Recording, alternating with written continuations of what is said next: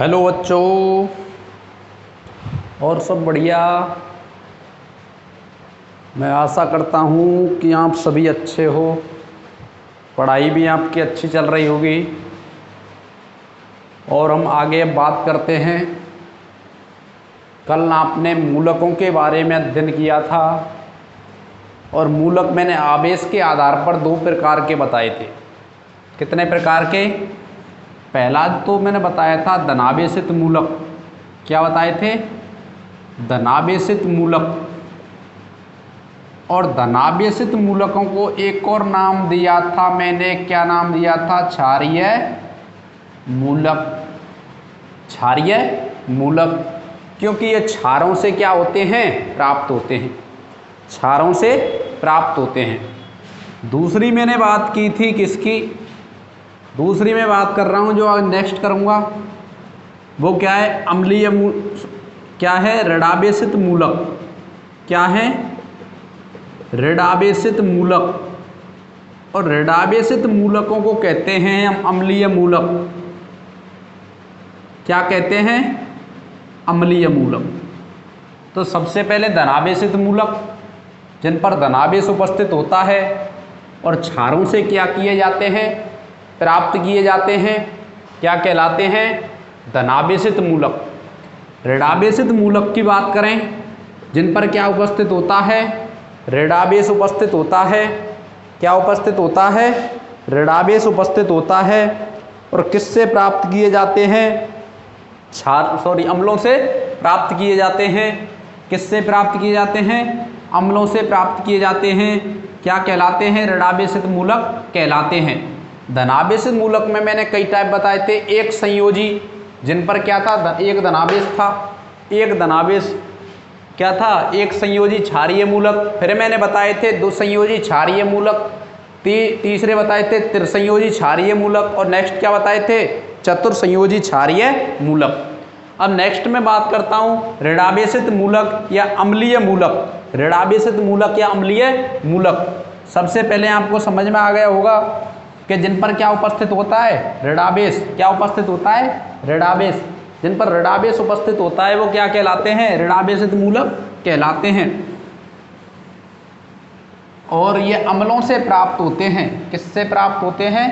अम्लों से प्राप्त होते हैं, इसलिए इनको क्या कहते हैं? अम्लीय मूलक कहते हैं। अब इनके वर्गीकरण की सबसे पहले मैं बात करूं, एक संयोजी। किसकी? एक संयोजी कैसे मूलक? अम्लीय मूलक। कैसे मूलक? अम्लीय मूलक। एक संयोजी जो अम्लीय मूलक होते हैं, एक संयोजी अम्लीय मूलक होते हैं। एक संयोजी कौन कौन से हैं? एक संयोजी अम्लीय मूलक की बात करें, I minus iodide, I minus iodide, B R minus bromide, B R minus bromide, C L minus chloride, C L minus chloride, O H minus oxide, O H minus क्या होगा? Oxide, N H two minus amide, क्या होगा? Amide, क्या होगा? Amide, O2 minus super oxide, क्या होगा? Super oxide, क्या होगा? Super oxide, O2 minus super oxide, NO2 minus, सबसे पहले NO3 माइनस नाइट्रेट, क्या होगा? Nitrate, NO2 minus nitrite, NO3 minus nitrate और NO2 माइनस नाइट्राइट, क्या होगा? Nitrite, NO2 minus nitrite. Next हम बात करते हैं CH3COO माइनस एसीटेट। क्या नाम होगा? Acetate, CH3COO minus acetate. तो एक संयोजी अम्लीय मूलक I minus iodide, B R minus bromide, C L minus chloride, O H minus oxide, sorry hydroxide, O H minus hydroxide, O H minus hydroxide, NH2 minus amide, O2 minus superoxide, O2 minus superoxide, O2 minus superoxide, NO3 minus nitrate और NO2 minus nitrite और CH3COO minus क्या है, acetate ion, एक संयोजी अम्लीय मूलक, एक संयोजी अम्लीय मूलक। तो अब हम नेक्स्ट बात करते हैं द्विसंयोजी अम्लीय मूलकों की, कि द्विसंयोजी अम्लीय मूलक कौन कौन से हैं, द्विसंयोजी अम्लीय मूलक कौन कौन से हैं। तो द्विसंयोजी अम्लीय मूलक कौन कौन से हैं, देखो द्विसंयोजी अम्लीय मूलक, तो द्विसंयोजी अम्लीय जो मूलक होते हैं वो कौन कौन से होते हैं, द्विसंयोजी अम्लीय मूलक। और द्विसंयोजी अम्लीय मूलक की हम बात करें तो सबसे पहले मैं बात करता हूं कार्बोनेट, क्या नाम है, कार्बोनेट, क्या नाम है, कार्बोनेट, क्या है carbonate, CO3 minus 2, CO3 minus 2, SO4 minus 2 क्या है, सल्फेट, क्या है, सल्फेट, SO4 माइनस 2 क्या है, सल्फेट, SO3 माइनस 2 क्या है, सल्फाइट, क्या है, sulphite, SO4 minus 2 sulphate, SO3 minus 2 sulphite, और S माइनस 2 होता है सल्फाइड, क्या होता है, सल्फाइड। तो CO3 minus 2 carbonate, CO3 minus 2 carbonate, SO4 minus 2 sulphate, SO3 minus 2 sulphite और S माइनस 2 क्या है, सल्फाइड, क्या है, सल्फाइड। O2 माइनस 2 क्या है, परऑक्साइड, कैसे याद रखना है, ये परऑक्साइड क्या है, हाइड्रोजन परऑक्साइड, क्या है, हाइड्रोजन परऑक्साइड। मैं इसको H प्लस के रूप में निकाल दूं, अर्थात बंद के इलेक्ट्रॉनों को छोड़ करके जाएगा तो क्या आएगा, नेगेटिव चार्ज। ऐसे ही ये क्या है, H प्लस के रूप में निकाल दें, बंद के इलेक्ट्रॉनों को छोड़ करके, तो कितने ऑक्सीजन है, 2, और कितने नेगेटिव चार्ज हैं, 2। तो इसलिए क्या बोलेंगे, परऑक्साइड बॉन्ड है इन दोनों के मध्य, कैसा बॉन्ड है, परऑक्साइड बॉन्ड। और परऑक्साइड बॉन्ड के कारण O2 माइनस 2 को क्या कहते हैं, परऑक्साइड, क्या कहते हैं, परऑक्साइड, क्या बोलते हैं, परऑक्साइड। और एक रहता है O2 माइनस O माइनस 2, क्या है, O माइनस 2, इसको क्या कहते हैं, O माइनस 2 को, देखो मैंने बताया था O2 माइनस को सुपर ऑक्साइड, O2 माइनस को सुपर ऑक्साइड, और O2 माइनस 2 जब एक था तो उसको क्या बोला था, सुपर ऑक्साइड, जब 2 था ये, तो यहाँ से देखा है मैंने कैसे आया है, परऑक्साइड। जब O माइनस 2 होता है तो उसको बोलते हैं ऑक्साइड, क्या बोलते हैं, ऑक्साइड, क्या बोलते हैं, ऑक्साइड। तो आपको ये समझ में आ गए होंगे, द्विसंयोजी अम्लीय मूलकों में सबसे पहले कार्बोनेट CO3 माइनस 2 क्या है, CO3 माइनस 2 कार्बोनेट, उसके बाद सल्फेट SO4 माइनस 2, उसके बाद क्या है, sulphite SO3 minus 2, SO3 minus 2, फिर क्या है, सल्फाइड S माइनस 2, क्या है, S माइनस 2, फिर उसके बाद क्या है, परऑक्साइड O2 माइनस 2, ध्यान रखना है इसमें परऑक्साइड बॉन्ड पाया जाता है, और 2 माइनस चार्ज इसलिए परऑक्साइड, और O माइनस 2 एक भी इसके नीचे नहीं है, ऊपर O माइनस के चार्ज कितना है, 2, तो इसलिए ऑक्साइड। यदि एकल संयोजी अम्लीय मूलक में तो उसमें होता है O माइनस, जैसे क्या बोलते हैं, सुपर ऑक्साइड। तो आपको ध्यान रखना है O2 माइनस 2 को परऑक्साइड, O माइनस 2 को ऑक्साइड, और O2 माइनस ओनली 1 चार्ज क्या, सुपर ऑक्साइड, क्या है, सुपर ऑक्साइड। अब नेक्स्ट हम बात करते हैं किसकी, त्रिसंयोजी अम्लीय मूलकों की, त्रिसंयोजी अम्लीय मूलकों की। त्रिसंयोजी अम्लीय मूलक कौन कौन से हैं, त्रिसंयोजी अम्लीय मूलक कौन कौन से हैं,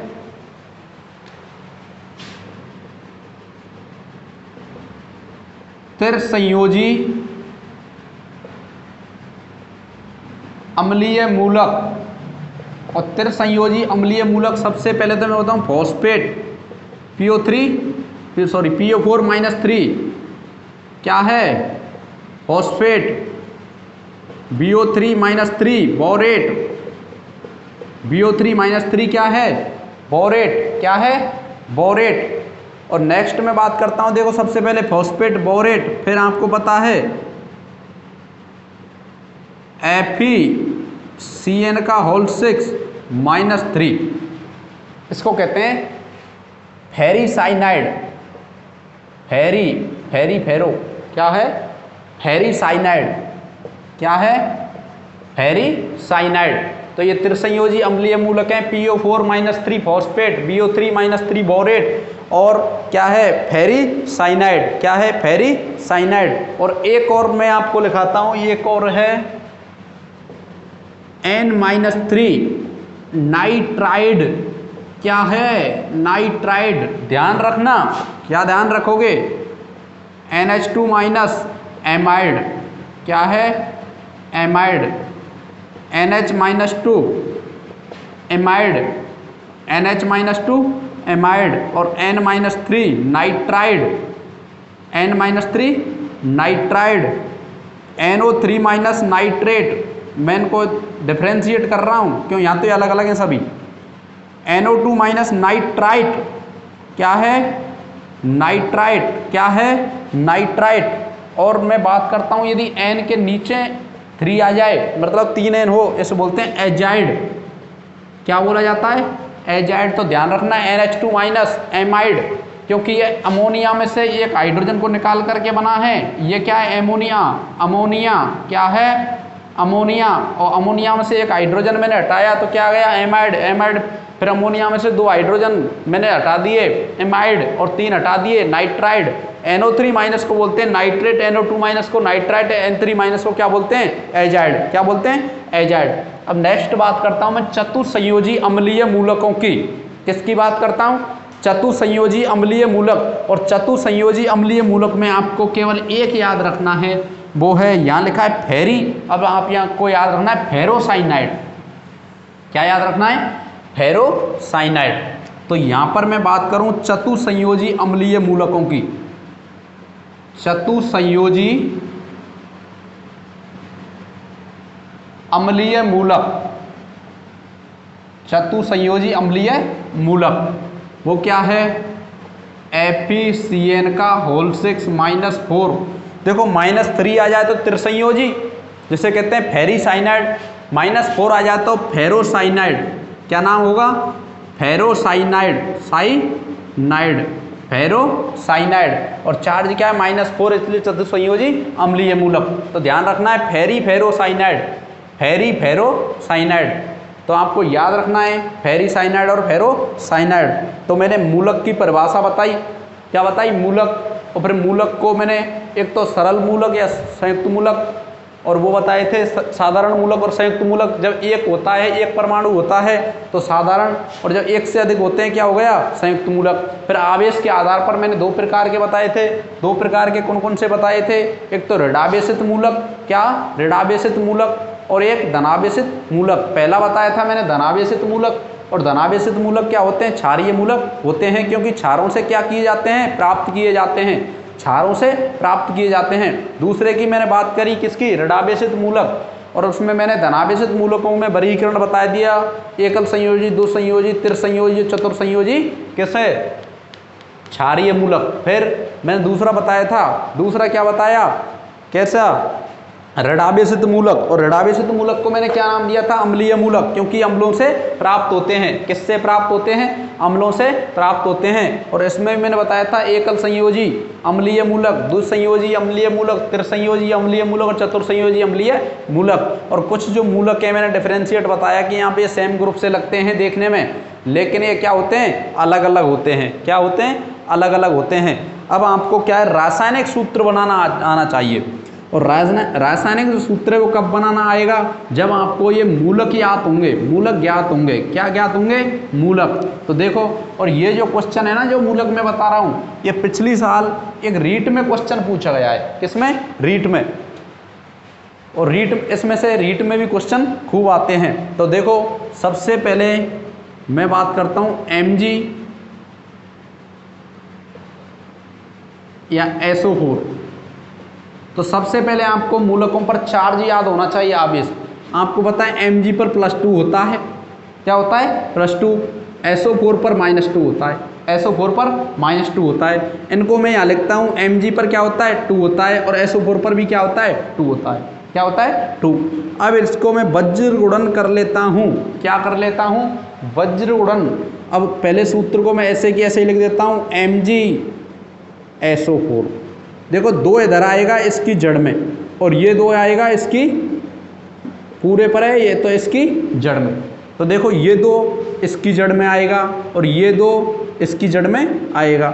अब दोनों को हम सरलीकरण करते हैं तो 2 एकम 2 ये कट जाएगा, तो क्या सूत्र हो गया मैग्नीशियम सल्फेट का MgSO4। क्या हो गया MgSO4।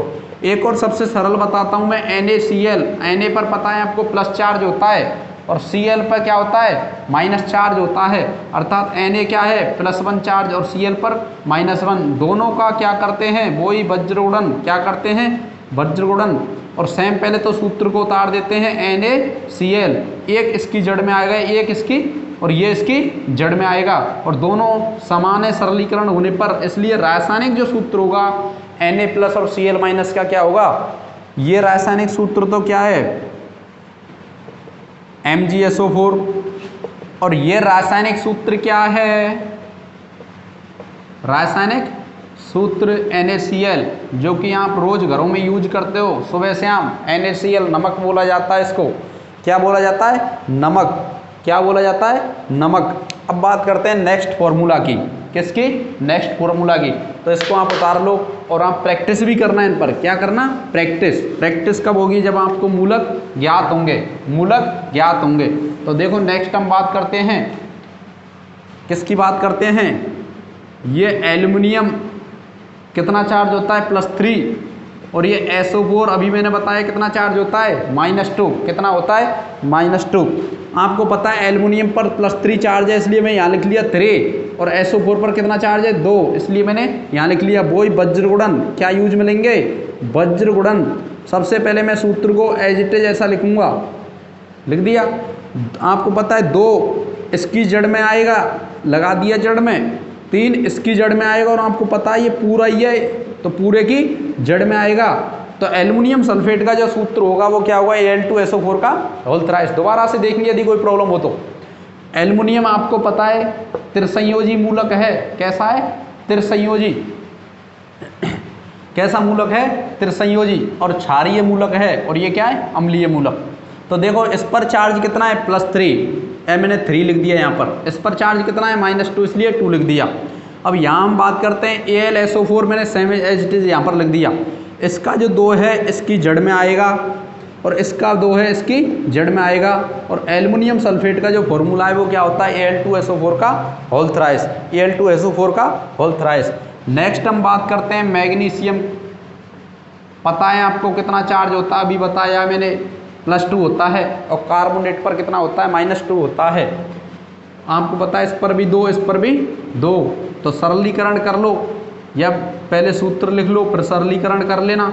आपको पता है ये 2 इसकी जड़ में आएगा और ये 2 इसकी जड़ में आएगा और ये समान अनुपात में क्या हो जाएंगे कट जाएंगे। तो MgCO3 इसका फॉर्मूला क्या हो गया मैग्नीशियम कार्बोनेट। क्या हो गया मैग्नीशियम कार्बोनेट। अब बात करते हैं हम नेक्स्ट फॉर्मूले की, इनको देख लो आप, उतार लेना इनको। नेक्स्ट बात करते हैं, नेक्स्ट क्या बात करते हैं देखो, नेक्स्ट बात करता हूं मैं ये पोटेशियम फेरोसाइनाइड क्या है फेरोसाइनाइड, इसका मेरे को फॉर्मूला बनाना है। तो आपको पता है इस पर कितना चार्ज है 1, इस पर कितना है 1, वही वज्रगुणन वाला फॉर्मूला।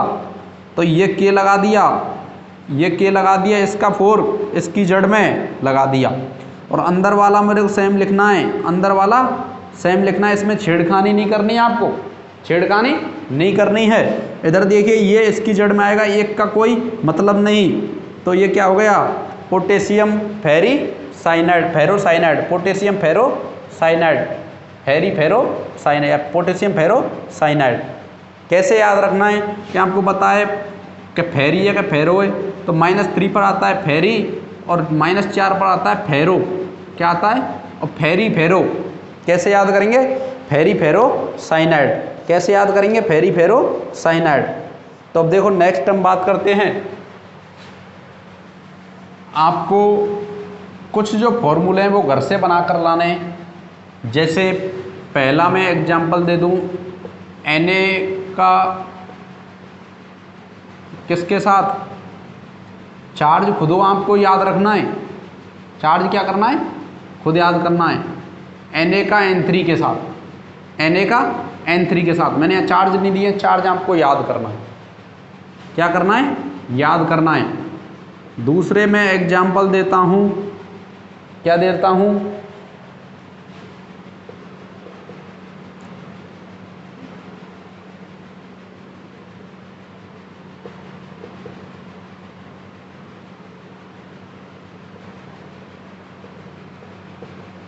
इसका इसके साथ, इन दोनों को क्या करना है आपको? फॉर्मूला बनाना है और कमेंट्स में देना है। आंसर को किस में देना है? कमेंट्स में देना है। अब नेक्स्ट हम टॉपिक की बात करते हैं। देखो Na का N3 के साथ, H का PO4 के साथ, H का PO4 के साथ चार्ज मैंने यहाँ पर नहीं दिए।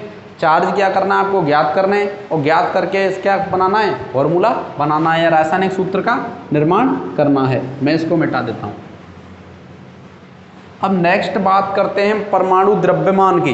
किसकी बात करते हैं? परमाणु द्रव्यमान। परमाणु द्रव्यमान या molecular weight, sorry atomic weight, atomic weight, परमाणविक द्रव्यमान। देखो बच्चों, परमाणविक द्रव्यमान की हम बात करें तो आपको पता है परमाणु बहुत ही छोटे होते हैं। परमाणु का साइज बहुत ही छोटा होता है, और साइज के साथ साथ जो परमाणुओं का द्रव्यमान है बहुत ही कम होता है। कैसा होता है? बहुत ही कम होता है। इनको आसानी से ज्ञात नहीं किया जा सकता, आसानी से ज्ञात नहीं किया जा सकता। लेकिन आजकल क्या है, नई नई टेक्निक आ चुकी है, जैसे mass spectroscopy. Mass spectroscopy, mass spectroscopy द्वारा क्या कर सकते हैं हम? किसी मॉलिक्यूल के द्रव्यमान को, किसी भी अणु, किसी भी एटम के द्रव्यमान को, किसी परमाणु के द्रव्यमान को क्या कर सकते हैं? ज्ञात कर सकते हैं। और कैसे? वो भी आसानी से, क्योंकि क्या ये स्पेक्ट्रोस्कोपिक तकनीकी है, स्पेक्ट्रोस्कोपिक तकनीकी है। आप कभी भी जैसे ब्लड का सैंपल वगैरह लेने गए होंगे तो आपको पता है आपकी रिपोर्ट आती है तो इस टाइप से प्राप्त हुई होगी सिग्नलों के रूप में। किसके रूप में? सिग्नल के रूप में। ऐसे मास स्पेक्ट्रोस्कोपी में इस टाइप का ही सिग्नल प्राप्त होते हैं। तो परमाणुओं का जो द्रव्यमान होता है वो बहुत ही कम होता है, नगण्य मान सकते हैं। नेगेटिव में भी होता है, नेगेटिव में होता है। क्या होता है? नेगेटिव में होता है, पॉजिटिव में भी होता है। जैसे इलेक्ट्रॉन का द्रव्यमान, तो ये तो चलो छोड़ो इनको। जैसे हाइड्रोजन परमाणु का द्रव्यमान है बहुत ही कम होता है, 1.008। कितना होता है? 1.008। और इसमें भी जैसे इनके समस्थानिक हैं, उनका भी द्रव्यमान अलग अलग रहता है। नेगेटिव की तो पता नहीं, नेगेटिव की तो पता नहीं, सॉरी वो नेगेटिव तो कम होता है, लेकिन बहुत ही कम होता है, बहुत ही कम होता है, या नगण्य मान सकते हैं। क्योंकि परमाणु का जो क्या है, परमाणु का जो आकार है बहुत कम होता है। क्या होता है? बहुत कम होता है। और परमाणु का जो आकार बहुत कम होने के कारण इनका द्रव्यमान भी क्या होता है? बहुत कम होता है। तो शुरुआत में क्या हुआ कि वैज्ञानिकों ने देखा कि यार परमाणु का द्रव्यमान कैसे ज्ञात किए जाए, परमाणु का द्रव्यमान कैसे ज्ञात किए जाए। तो उन्होंने क्या देखा कि सबसे पहले उन्होंने बताया कि परमाणु का द्रव्यमान किसी के रेस्पेक्ट में ज्ञात करते हैं। रेस्पेक्ट का मतलब, जैसे मान लो मेरे को, जैसे बच्चे क्या हुए, एयरफोर्स में जाना है। किस में जाना है? एयरफोर्स में। और आपको पता है एयरफोर्स में जाना है तो जैसे न्यूनतम लंबाई 5 फुट 6 इंच चाहिए होती है। माना क्या? माना कि न्यूनतम लंबाई 5 फुट 6 इंच होनी चाहिए। तो ये तो क्या हो गई, इसके संदर्भ में बच्चों का पैमाना ज्ञात करना है कि जिन बच्चों की पैमाना 5.6 से ज़्यादा है, इसके रेस्पेक्ट में मान रहे हैं हम, किसके रेस्पेक्ट में, संदर्भ मान रहे हैं इसको, संदर्भ पैमाना कि 5.6 से क्या नहीं होनी चाहिए, कम नहीं होनी चाहिए। जिन बच्चों की 5.6 से ऊपर है उनको तो क्या कर लेते हैं, ले लेते हैं कितनी ज़्यादा है, जैसे 5.7 है 0.1 ज़्यादा है, 5.8 है 0.2 ज़्यादा है, यदि कम है तो उनको निकाल देते हैं। ऐसे यहाँ क्या है कि शुरुआत में क्या हुआ कि परमाणु का द्रव्यमान ज्ञात करने में कठिनाई थी। परमाणु का द्रव्यमान कैसे ज्ञात किया जाए, तो ये तो बहुत छोटा होता है, इसका द्रव्यमान भी बहुत कम होता है, नगण्य होता है। तो उनको क्या सुझाया कि परमाणु का द्रव्यमान किसी के रेस्पेक्ट में करते हैं, संदर्भ में करते हैं। और संदर्भ में करते हैं तो क्या किया कि इन्होंने क्या किया, हाइड्रोजन परमाणु के जो द्रव्यमान है, हाइड्रोजन परमाणु का द्रव्यमान है, हाइड्रोजन परमाणु के द्रव्यमान को इनने क्या माना, 1.008 या 1 मान लिया। क्या मान लिया? 1 मान लिया। फिर इन्होंने देखा कि परमाणु द्रव्यमान ज्ञात करने के लिए कुछ कंडीशन होती हैं।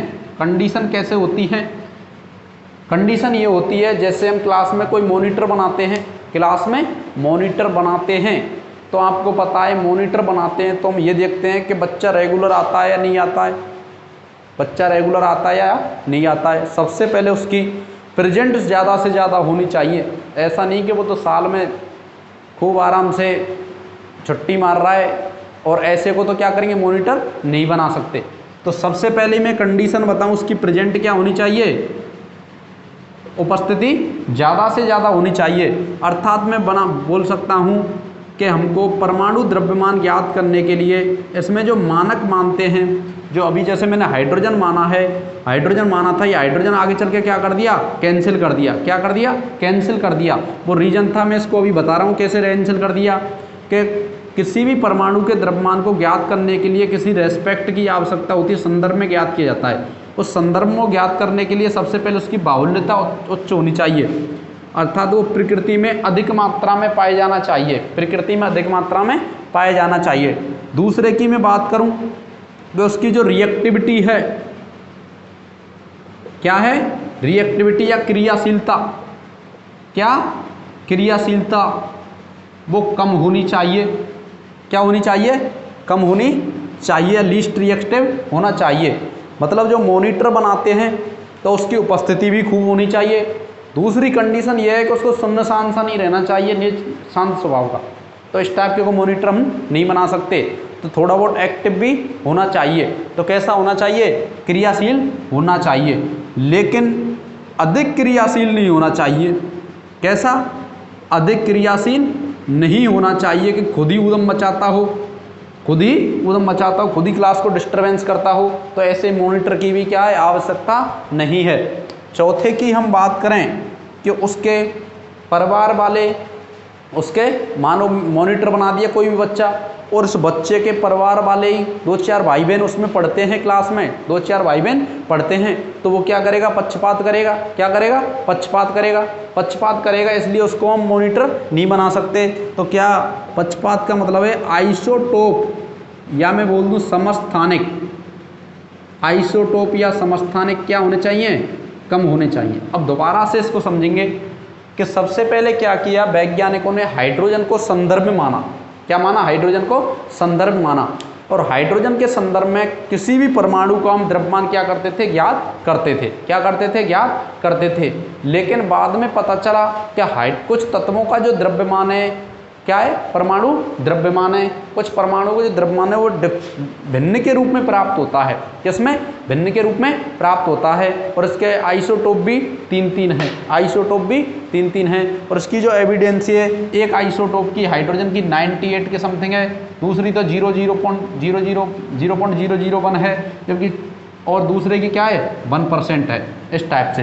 तो आइसोटोप भी कितने थे? 3 थे।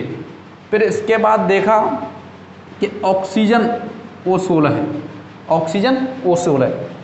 इसको हमने देखा, इसकी भी बाहुल्यता भी खूब है। क्या है? बाहुल्यता खूब है। जैसे हाइड्रोजन बाहुल्यता खूब थी, क्रियाशील भी तत्व था, अधिक क्रियाशील भी नहीं था, और समस्थानिक कम थे, समस्थानिक भी 3 थे। लेकिन क्या उसमें भिन्न जो मान है, भिन्न जो परमाणु द्रव्यमान है वो ज्ञात नहीं किया जा सकते। तो उसको क्या कर दिया, हाइड्रोजन को मानक नहीं माना गया। उसके बाद आया ऑक्सीजन 16। तो देखा कि ऑक्सीजन जो 16 होता है, इसके 3 तो समस्थानिक पाए जाते हैं हाइड्रोजन की तरह। जैसे हाइड्रोजन में H1, H2 और H3, प्रोटियम, ड्यूटेरियम और ट्राइटियम, जो कि अलग से चैप्टर आएगा उसमें मैं समझाऊंगा। यहाँ पर इसके 3 तो समस्थानिक पाए जाते हैं। और ऑक्सीजन जो गैस होती है ये अधिक क्रियाशील गैस होती है। क्या होती है? अधिक क्रियाशील गैस होती है। इस अधिक क्रियाशील गैस के कारण, अधिक क्रियाशीलता नहीं होनी चाहिए, मैंने बताई थी। इस अधिक क्रियाशील गैस के कारण इसको हम इसको क्या है, मानक नहीं मान सकते, अर्थात ऑक्सीजन को स्टैंडर्ड या मानक नहीं मान सकते। फिर क्या हुआ, सन 1961 में क्या हुआ, 1961 में उस टाइम क्या हुआ था, सभी वैज्ञानिकों की लंदन में एक बैठक हुई थी और तब बताया था कि किसको मानक माना जाए। तो मानक, आपको पता है मानक किसको माना जाए, जो कैप्टन हो। क्या हो, पूरी टीम का कैप्टन हो। और कैप्टन कब होगा, जबकि उच्च तो बाहुल्यता होगी, क्रियाशीलता कम होगी, ज़्यादा क्रियाशीलता भी नहीं होनी चाहिए, ज़्यादा क्रियाशीलता नहीं होनी चाहिए, और समस्थानिक भी क्या होने चाहिए, कम होने चाहिए। तो उन्होंने सोचा कि ऐसा जो एलिमेंट है या परमाणु है वो कौन सा है, ऐसा एलिमेंट है जो परमाणु है वो कौन सा है जिसका हम उपयोग किस में कर सकते हैं, मानक के रूप में। किसके रूप में, मानक के रूप में। तो उस टाइम वैज्ञानिकों ने बताया, क्या बताया कि कार्बन 12,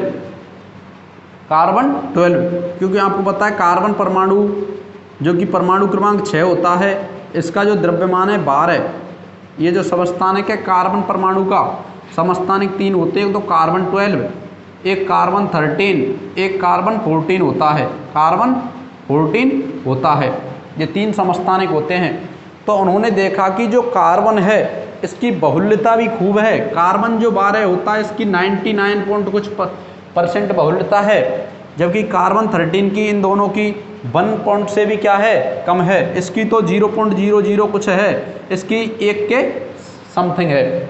तो इसमें हमने देखा कि इसकी बहुल्यता भी खूब है, क्या है, बाहुल्यता भी खूब है, और ये रिएक्टिव भी कम है। आपको पता है कार्बन को यदि रख दें, क्या वो क्रिया करेगा आसानी से, नहीं कर सकता है।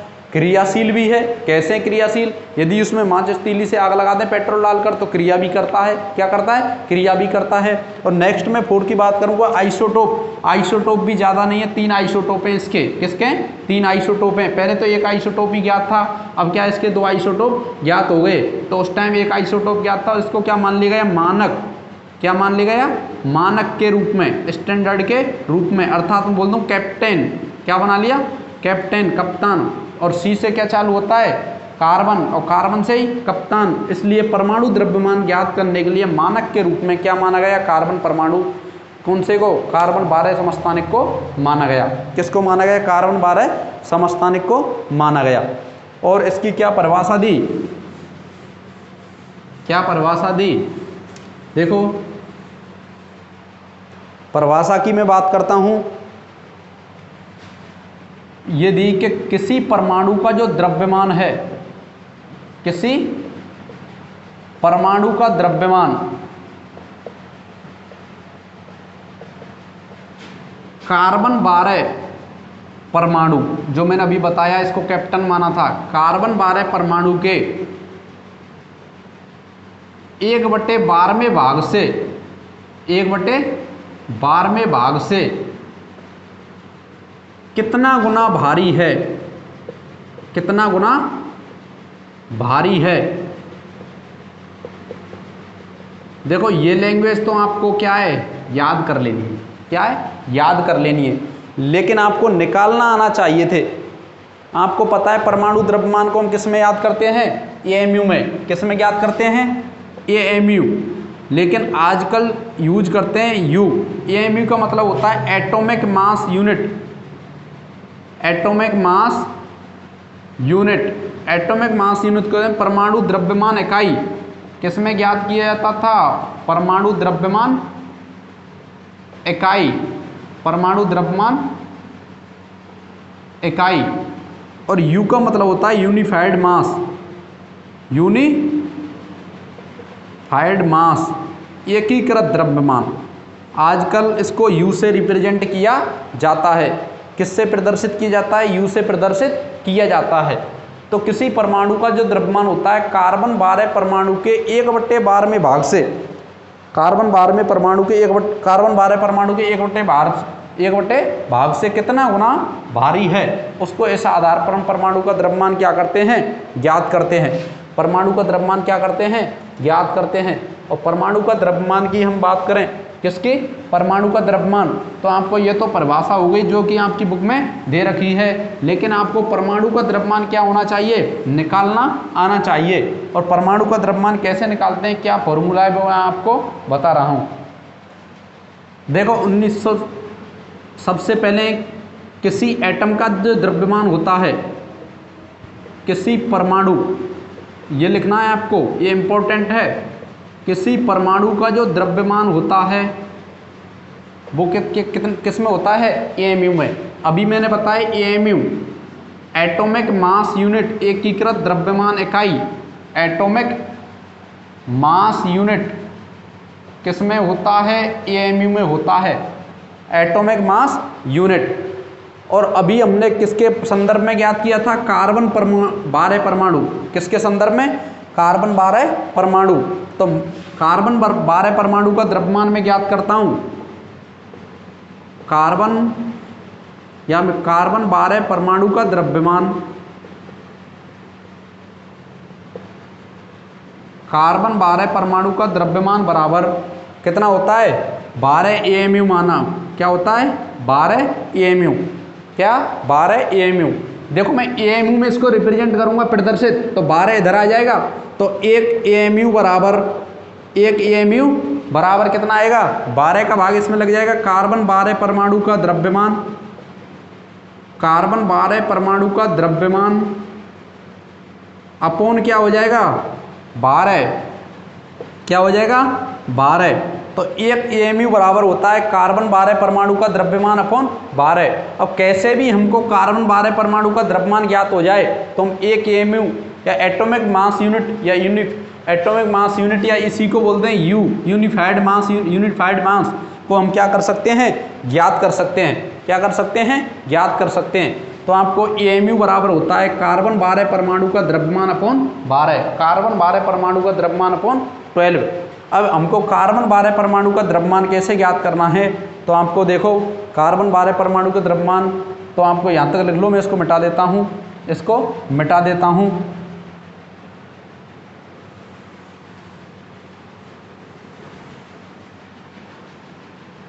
तो सबसे पहले कार्बन का परमाणु द्रव्यमान, कार्बन का परमाणु द्रव्यमान बराबर कितना होता है? कितना होता है?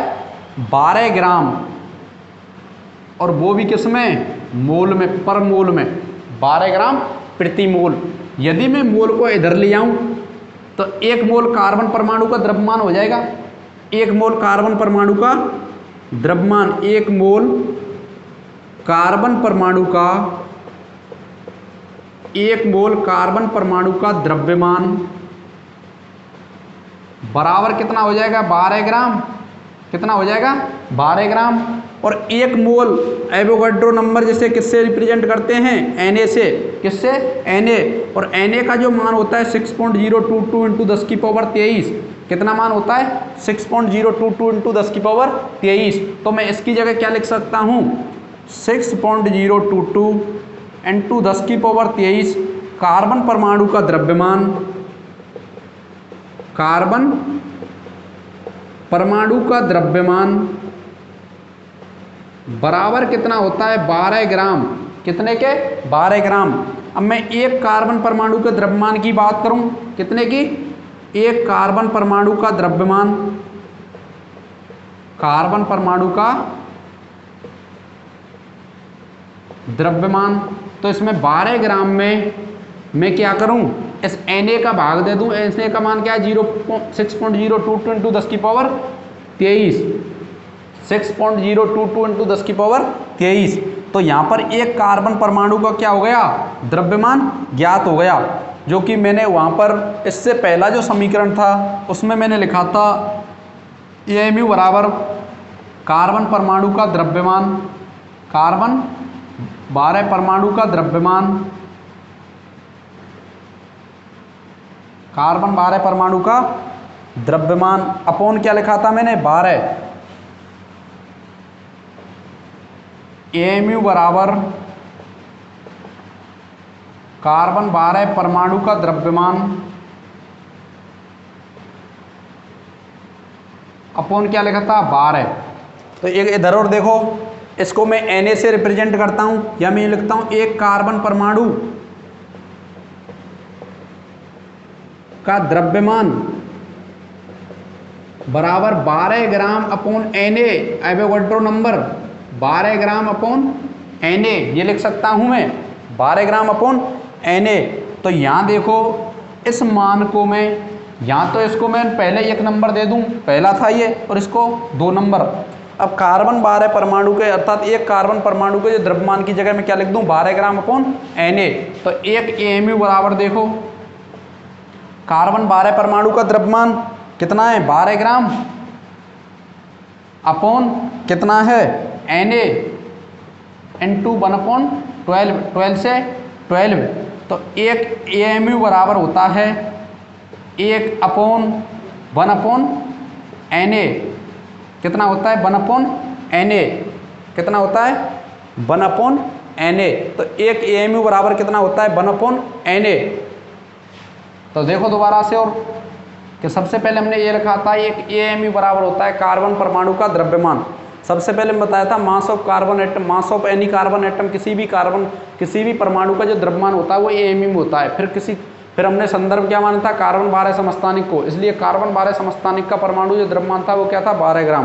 कितना 12 ग्राम, सॉरी 12 AMU, क्या था 12 AMU। फिर AMU को निकाला, हमने क्या कर दिया कार्बन 12 परमाणु द्रव्यमान में 12 का भाग दे दिया। अब कैसे भी हमको कार्बन परमाणु का द्रव्यमान ज्ञात हो जाए तो कार्बन परमाणु का जो द्रव्यमान कितना होता है 12 ग्राम पर मोल, और पर मोल क्या है इधर ले आएंगे इस मोल को, तो 1 मोल कार्बन परमाणु का द्रव्यमान और 1 मोल किसके बराबर होता है एवोगैड्रो नंबर के बराबर होता है, एवोगैड्रो नंबर के बराबर होता है। एवोगैड्रो नंबर कार्बन परमाणु का द्रव्यमान बराबर कितना है 12 ग्राम, और एक कार्बन परमाणु का द्रव्यमान कितना होता है 12 ग्राम अपॉन 6.022 × 10⁻23। अर्थात मैं इसको क्या लिख सकता हूँ Na क्या है एवोगैड्रो नंबर। अब यहाँ इसको मिलाओ कार्बन परमाणु का जो द्रव्यमान है वो क्या है 12 ग्राम अपॉन Na, तो 12 ग्राम अपॉन Na और नीचे क्या है 12 है तो 12 से 12 कैंसिल, तो AMU बराबर होता है 1/Na 1/Na।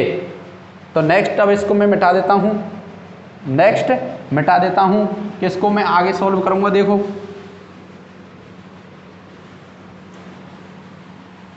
तो देखो AMU बराबर 1Na को मैं रख दूँ 6.022 ×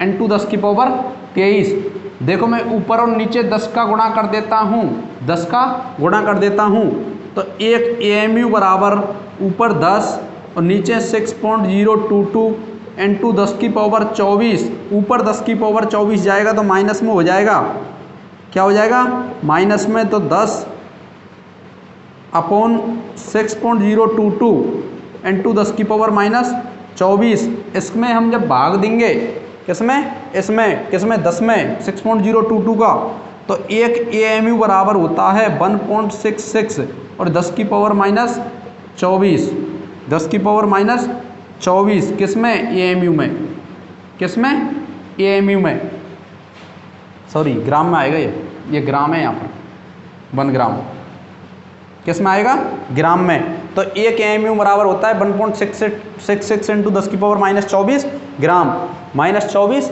ग्राम।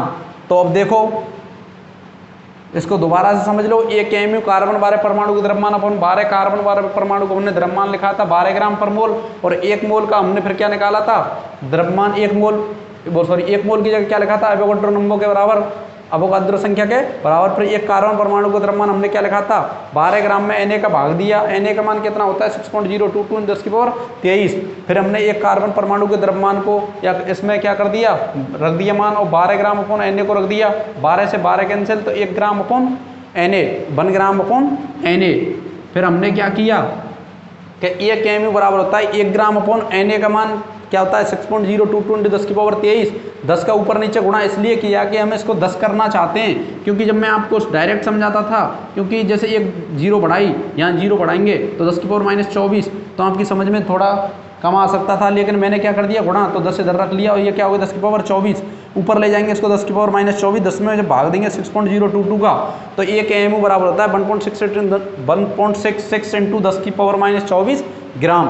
तो आपको इन सबको याद ना रख करके क्या याद रखना है, क्या याद रखना है, तो देखो क्या याद रखना है कि AMU में जो द्रव्यमान होता है, AMU में द्रव्यमान होता है, तो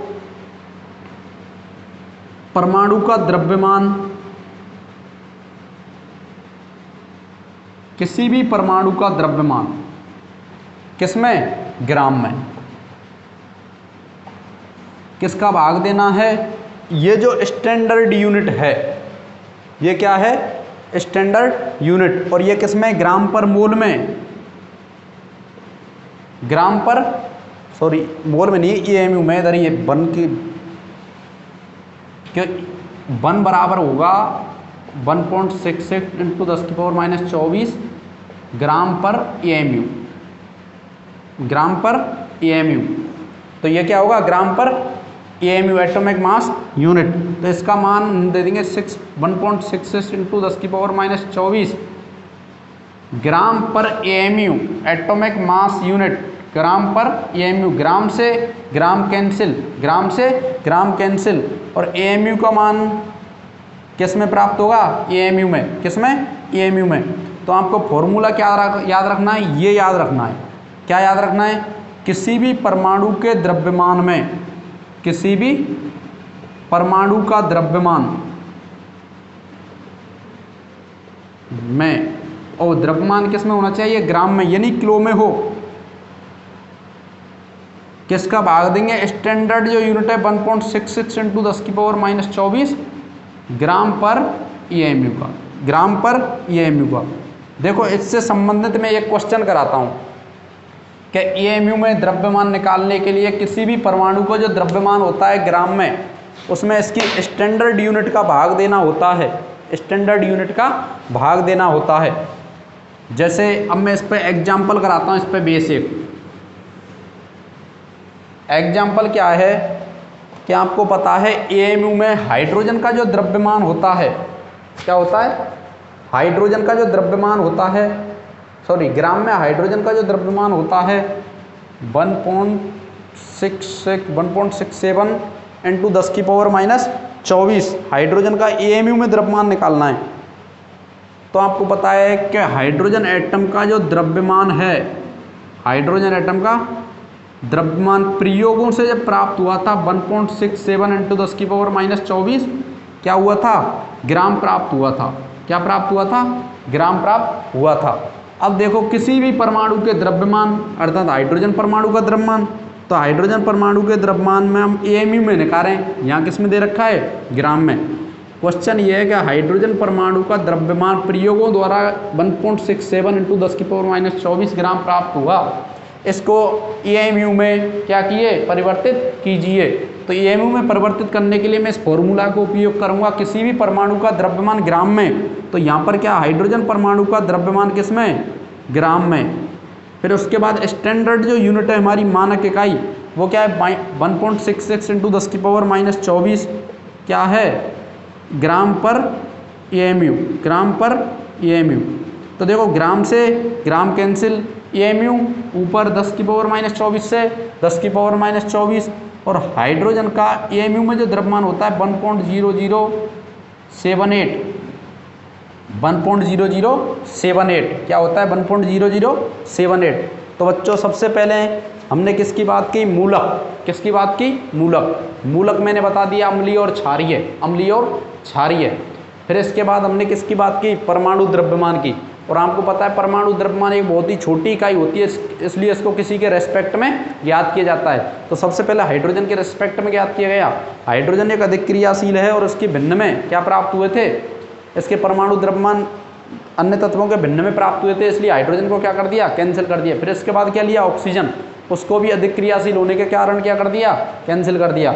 इसके बाद कार्बन, एक जो अन्य परिभाषा आई, कार्बन 12 परमाणु के, कार्बन 12 समस्थानिक के 1/12 में भाग के बराबर, कार्बन 12 परमाणु के 1/12 में भाग के जो बराबर होता है, या मैं बोल दूं कार्बन 12 समस्थानिक के 1/12 में भाग से कितना गुना भारी है, कितना गुना भारी है। और ये थ्योरी तो आपको बस याद रखनी है, जबकि मैंने जो ट्रिक बताई है डायरेक्ट सीधी ट्रिक का मतलब ये नहीं है कि डायरेक्ट ट्रिक हो, ये पेपर में भी पूछी जा सकती है, ये एकदम करेक्ट है।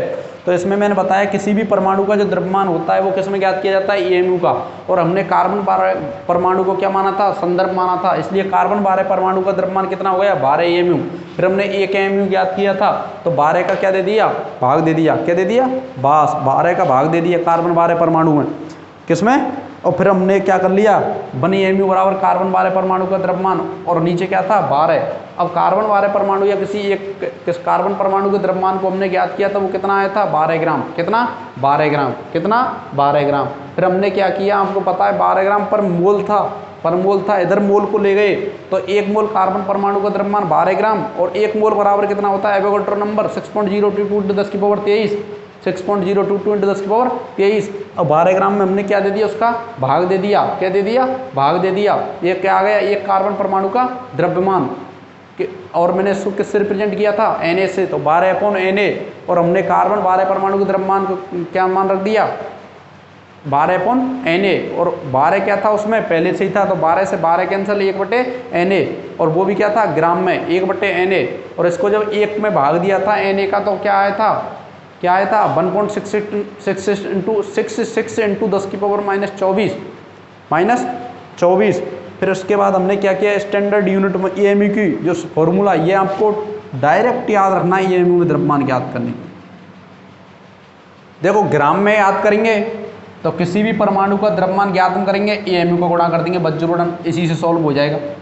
EMU में याद करेंगे तो कोई भी परमाणु है उसका ग्राम में द्रव्यमान दे रखा है और 1.66 × 10⁻24 ग्राम EMU का क्या दे देंगे, भाग दे देंगे और EMU में द्रव्यमान ज्ञात हो जाता है।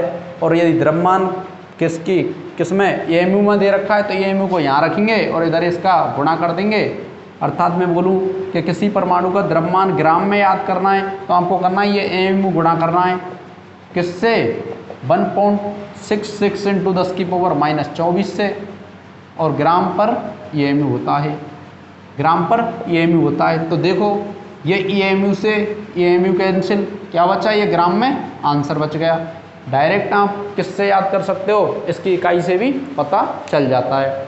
तो थैंक यू बच्चों, थैंक यू फॉर कोऑपरेशन। और ऐसे ही आप पढ़ते रेगुलर पढ़ते रहो, कोई भी प्रॉब्लम हो तो मेरे को क्या कर सकते हो, व्हाट्सअप कर सकते हो। अब आपको मज़ा आ रहा होगा पढ़ने में, शुरुआत होती है तब ऐसा ही लगता है और जहाँ कहीं भी हम नई जगह जाते हैं तो प्रॉब्लम आती है, तो अब हमारे को कोई प्रॉब्लम नहीं आएगी। यदि आपको कोई भी प्रॉब्लम है तो आप मेरे पर व्हाट्सअप कर सकते हो और मैंने व्हाट्सअप नंबर दे रखा है। तो थैंक यू बच्चों फॉर लिसनिंग।